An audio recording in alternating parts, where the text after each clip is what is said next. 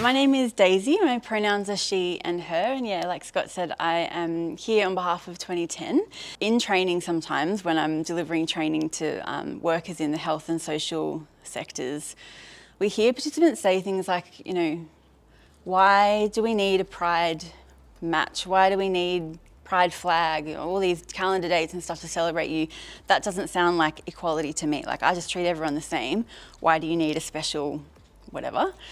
Which, in theory makes sense. Like, we do all want to be kind of equal. But as you know, it's been a kind of tricky time in the AFL recently with multiple instances of homophobia on the field. And I say to those people, as long as we're having these messages, these negative messages that being LGBTIQA+ is not okay, or that you need to change yourself if you are queer, we're going to need these pride games. We need the flags. We need the out and proud allyship to kind of combat or come up against those negative messages that young people are receiving, unfortunately, today still. So I just wanted to, kind of highlight the importance of games like this and initiatives like this for LGBTIQA+ communities. And I hope kind of instill some motivation in you, whatever your position is. I recognise there are some folks who do belong to LGBTIQA+ communities in the room today. I want to acknowledge you and really say, don't underestimate the power of your role to be out, proud, loud about who you are. Of course, it's not an obligation that you have. You can be you however you want to.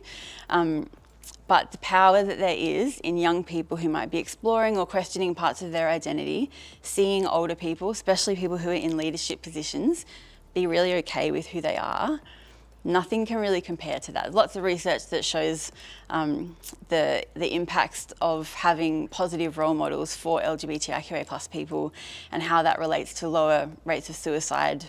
And I also wanted to acknowledge the people in the room, players, people involved in the Swans who are not queer but are allies, how important your role is as well, to be really loud and confident about your allyship.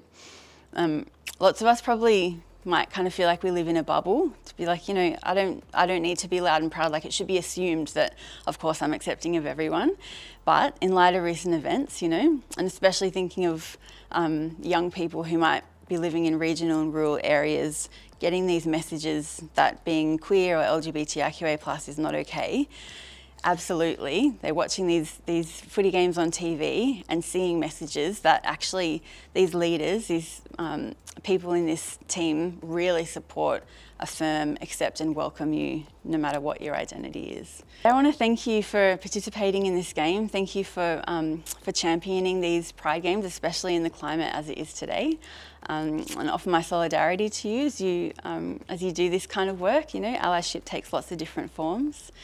I'll hang around for a bit after, but yeah, really wishing you all the best for the game. I hope you have a really good game, and 2010 will be cheering for you for sure.